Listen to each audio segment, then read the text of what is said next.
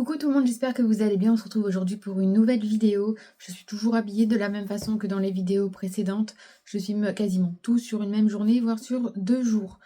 Puisque au moment où vous regardez cette vidéo, moi je suis en vacances et pour ne pas devenir fantôme sur YouTube, eh bien j'ai dû prévoir des vidéos à l'avance. Donc aujourd'hui, on va parler budget, on va parler économie, mais on va surtout parler comment faire des économies sur les courses. Tout ce que moi j'ai mis en place pour diminuer mon ticket de caisse tout simplement. J'allais dire ma facture, mais non, c'est pas une facture, c'est mon ticket de caisse tout simplement. On va un petit peu bouger dans la maison puisque je vais vous montrer les petites astuces que j'ai mis en place et il va falloir bouger. Donc c'est parti, on commence de suite. Donc déjà, première étape avant d'aller faire les courses, c'est que je range mes placards. Je range mes placards pour savoir ce qui me manque et ce que je dois acheter. Ça, c'est primordial.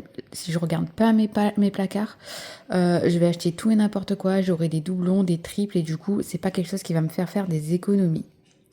Deuxième étape, j'organise mes placards.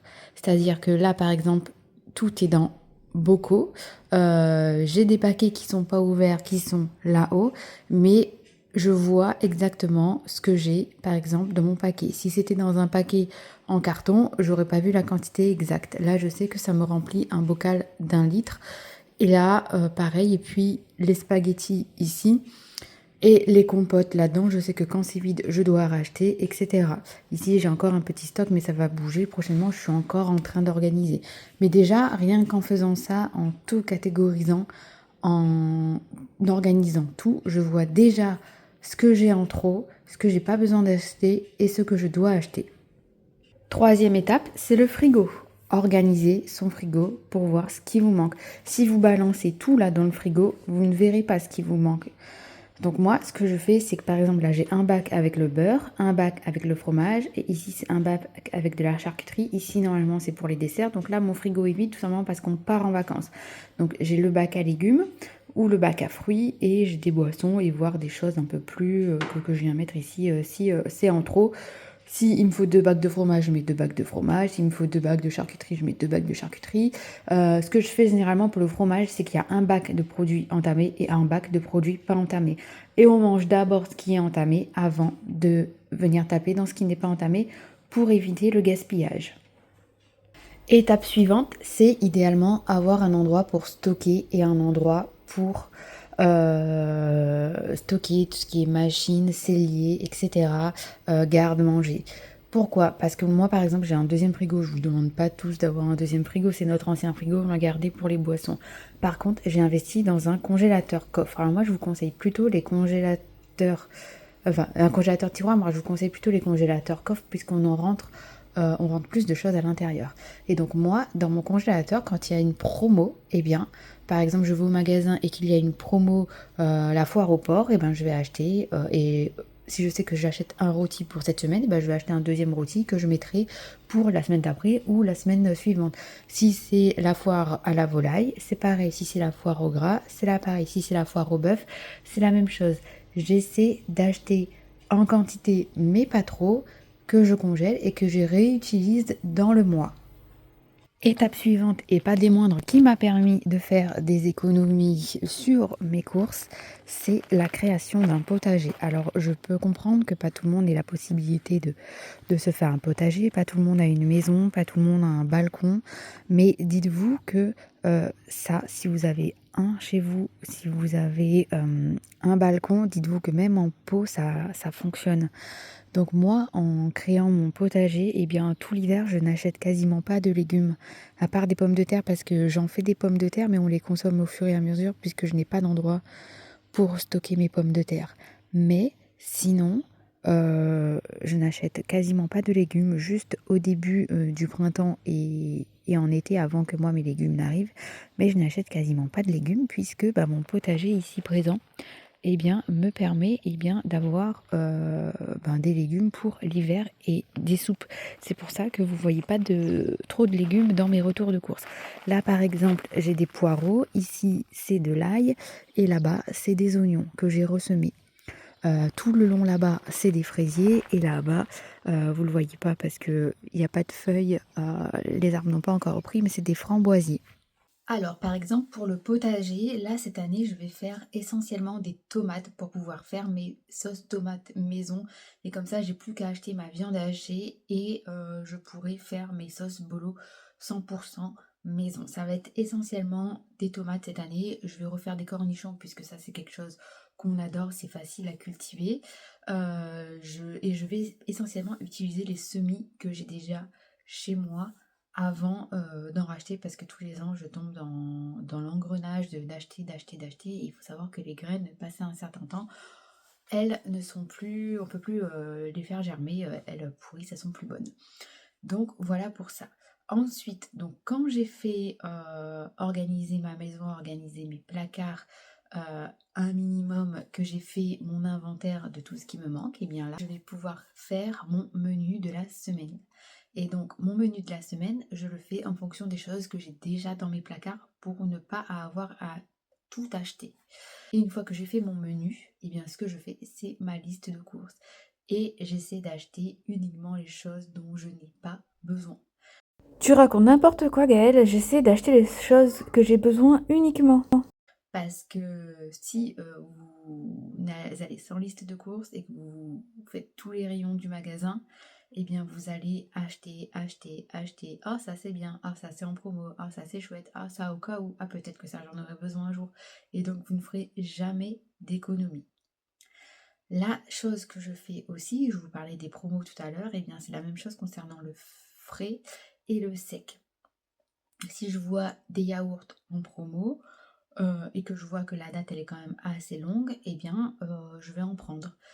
Pareil pour le fromage. Par contre, je vais acheter uniquement des produits que je sais que je vais consommer, que je sais que mes enfants vont consommer, que mon mari va consommer, que je vais consommer. En fait, il ne faut pas tomber dans l'abus de promo. C'est pas parce que quelque chose est en promo que vous n'avez pas l'habitude de consommer que vous vous dites, eh bien, je vais l'acheter et je vais le consommer. Parce qu'en fait, eh bien, vous n'allez pas le consommer, vous n'allez pas l'utiliser. Ça va être de l'argent gaspillé et en plus, vous allez le jeter. Donc, il ne faut pas tomber dans cet engrenage de c'est en promo, je dois absolument acheter. Non, faites des promos sélectives. Sélectionnez les promos que vous achetez, que vous consommez. Voilà. C'est pas parce qu'un truc est en promo que vous devez l'acheter. Ensuite, point très important, pour tout ce qui est épicerie sec et gros volume, privilégiez les drives. Parce qu'en fait, en faisant des drives, vous avez la main sur vos dépenses. Vous savez exactement ce que vous avez combien est-ce que vous avez dans votre panier et vous pouvez très bien gérer. Moi, tout ce qui est eau, les choses hyper lourdes, etc., eh bien, je privilégie les drives. Comme ça, au magasin, j'ai juste le frais à aller récupérer. Et depuis peu, moi, quand je vais au magasin, j'utilise le scan libre. En fait, c'est une scannette. Vous allez scanner à chaque fois vos achats que vous allez mettre dans votre caddie et vous allez passer à la caisse dédiée. Non seulement vous gagnez du temps, mais en plus, sur la scannette, et c'est exactement comme le drive, il y a marqué votre panier et vous savez exactement combien est-ce que vous avez payé. Alors, soit vous avez de la chance et vous avez tout rangé dans vos sacs, dans vos cabas, et quand elle vérifie le scan, on ne vous propose pas de relecture et du coup vous avez juste à payer et vous partez avec votre caddie et vous n'avez pas à mettre vos courses sur le tapis et ça c'est un gain de temps de fou. Soit au contraire, c'est aléatoire et on demande une relecture et là vous êtes obligé de tout remettre sur le tapis et elle relie tous vos articles pour voir s'il n'y a pas d'erreur. Généralement, ce genre de caisse, il y a quasiment personne puisque peu de personnes utilisent la scanette et donc c'est beaucoup plus rapide aussi pour passer à la caisse, faire vos courses et vous n'avez pas 3-4 chariots devant vous. Ensuite, il y a les applications de cashback. Il existe des applications de cashback pour pour gagner des sous du cashback quand vous faites vos courses. On connaît tous ces applications qui fonctionnent avec tout ce qui est culturel, tout ce qui est meubles, etc. Et il existe aussi des applications qui vous proposent, si vous payez par carte, de gagner du cashback sur vos courses, dont par exemple Joko. Avec Joko, vous vous inscrivez, vous connectez votre compte bancaire à votre compte Joko, c'est 100% fiable, 100% sécurisé. Et à partir du moment où vous allez faire vos courses, eh bien vous gagnerez du cashback sur vos courses, tout simplement, à chaque fois que vous passerez en caisse avec votre carte bancaire. Et il y a une autre application peu connue où vous pouvez aussi gagner des sous et beaucoup plus que Joko, j'ai remarqué, qui s'appelle Woolstock. Woolstock, si je ne dis pas de bêtises. Dans tous les cas, je vous mettrai les deux liens en barre d'infos puisque j'ai un lien de parrainage pour chacune des applications qui vous permet de gagner un petit quelque chose à votre inscription et qui me reverse à moi aussi un petit quelque chose. Ce n'est absolument pas un partenariat. Vous pourrez aussi après vous parrainer des personnes et gagner un petit quelque chose en les inscrivant. Et donc je vous mets ces deux applications dans la barre de description. Comme ça, eh bien, si ça vous intéresse, si jamais vous avez Joko et vous n'avez pas Woodstock, vous pouvez cumuler les deux. Il n'y a aucun souci. Et c'est pareil, il faut connecter votre compte bancaire à l'application et ensuite, eh bien, le cashback il tombe et ça fonctionne même quand vous allez Woodstock, quand vous allez dans certains restaurants comme le McDo. Alors que Joko, par exemple, le McDo, il ne fonctionne pas. Après, je sais aussi qu'il existe ce genre d'application. Vous pouvez aussi payer et du coup, vous gagnez beaucoup plus de sous avec ça. Vous pouvez payer en bon d'achat. C'est-à-dire que par exemple, Joko et même Woolstock, vous pouvez acheter des bons d'achat sur Carrefour, sur l'application, des bons d'achat par exemple de Carrefour, Auchan, etc.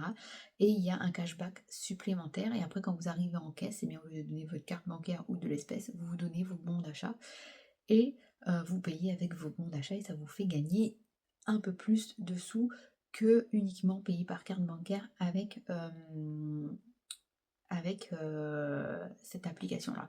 Moi, j'ai une autre application que j'ai téléchargée, elle s'appelle Naomi, c'est la même chose, c'est une application où au contraire là, vous achetez que des bons d'achat. Et ensuite, quand vous allez dans les magasins d'hiver, eh bien, vous pouvez utiliser ces bons d'achat. Alors, quand je dis magasin d'hiver, par exemple, sur Naomi, moi, quand j'ai organisé mon cellier, j'ai acheté des bons d'achat Ikea. J'ai payé avec ma fourniture Ikea avec ces bons d'achat. Et là, je dois avoir encore 15 € en rab de bons d'achat que je vais réutiliser la prochaine fois. Et du coup, j'ai gagné du cashback par rapport à ça, un certain montant en plus. C'était quand même assez élevé. J'ai regardé Naomi, Woolstock et Joko. Et Naomi, c'était le gain de cashback le plus élevé. Donc j'ai acheté là où le cashback était le plus élevé. Et du coup, j'ai gagné des sous par rapport à ça. Et moi, ce que je tente de faire là, c'est de cumuler ces bons d'achat, enfin ces cashbacks, et pas bons d'achat, cumuler ces cashbacks pour à la fin de l'année me faire un versement. Avec ces applications, vous pouvez aussi faire un don vers différentes associations si cela vous convient, vous permet, si vous le voulez. Voilà, il n'y a pas d'obligation. Soit vous prenez les sous pour vous, soit vous rachetez des cartes cadeaux, soit vous pouvez faire des dons aussi aux associations. Et dernière option, depuis peu avec les enseignes de grande distribution, ils ont amélioré un petit peu leur système de carte de fidélité.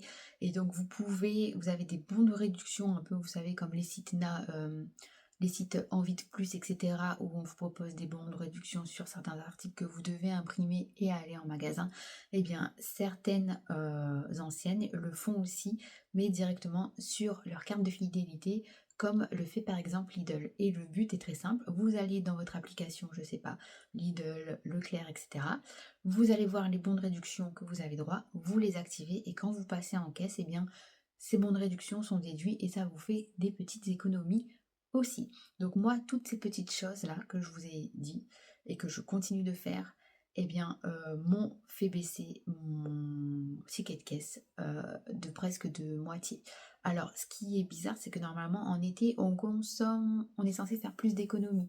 Et là, je sais pas pourquoi. Moi, l'été, c'est le moment où je fais le moins d'économies, tout simplement parce que j'ai du monde qui vient tout le temps en vacances chez moi. La famille, les amis, ben, on est dans le sud-ouest, donc forcément, il fait meilleur que chez eux. Et ils viennent tout le temps en vacances chez nous quand c'est l'été. Du coup, on fait beaucoup moins d'économies à ce niveau-là. Mais ce qui est certain, c'est que le truc qui m'a fait faire le plus d'économies, sans hésiter, c'est vraiment le potager. Si vous avez, mettez ne serait-ce qu'un mètre carré et vous verrez que votre salade, vous aurez plus besoin de l'acheter. Faites-le au fur et à mesure. Prenez des jardinières si vous avez un balcon ou des pots. Vous verrez que ça, c'est vraiment le truc qui fonctionne et qui vous fait faire des économies. Alors vous allez me dire, ouais, mais bon, il faut avoir la main verte. J'ai pas la main verte. Il y a des choses que j'ai testées en semi et que j'ai pas réussi. Du coup, j'achète les plants parce que il y a des choses que j'ai réussi et il y a des choses que je réussis pas. Il y a des choses que je plante pour la première fois et ça me donne genre 15 légumes, 30 légumes alors que tu t'y attends même pas. Tu es obligé d'en donner tellement t'en as de trop. Et il y a des choses où eh bien, je suis sûre de moi et tout et ça fonctionne pas. Donc voilà, c'était un petit peu mes petites astuces pour faire des économies. Je suis en vacances et je suis en train de faire le montage de cette vidéo et je me rends compte que j'ai oublié un point très important. Quelque chose que je fais, c'est que je regarde les prix au kilo aussi. Mais attention, il ne faut pas tomber dans cet engrenage aussi de prix au kilo, puisque le prix au kilo est souvent moins cher que quand vous achetez en petite quantité. Par exemple, moi, si je vais aller aux courses et j'ai besoin de blanc de poulet, bah, je vais prendre 1 kilo de blanc de poulet plutôt que de prendre une barquette de 300 grammes qui me coûtera plus cher au kilo. Par contre, et du coup, je mets le reste que j'ai pas besoin au congélateur. Par contre, si je vis seule, je vais pas aller m'acheter 1 kilo de fromage râpé, puisque mon kilo de fromage râpé, il aura le temps de pourrir dans le frigo, sauf si, eh bien, manger du fromage congelé, ça ne me dérange pas, et que je congèle. Mais dans tous les... enfin voilà. Le truc, c'est que il faut, oui, acheter au kilo, mais surtout, il faut, si vous êtes tout seul, ça sert à rien d'acheter au kilo parce que il y a des choses que ben ça va vite pourrir quoi. Donc c'était le petit truc que je voulais mettre en plus. Je suis désolée pour le bruit de fond. On est sur une rue hyper passante.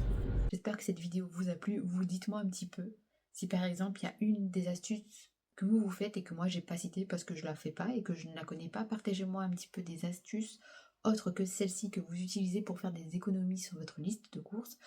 Et si cette vidéo vous a plu, n'hésitez pas à mettre un like, à commenter, à partager et à vous abonner. Toutes ces petites choses vont faire gagner ma chaîne en visibilité. Ça va me permettre de me faire connaître et surtout, à la fin de l'année, je ferai gagner une carte cadeau à la personne qui aura le plus interagi tout au long de l'année. Je vous fais des bisous, prenez soin de vous et à demain pour une nouvelle vidéo. Ciao!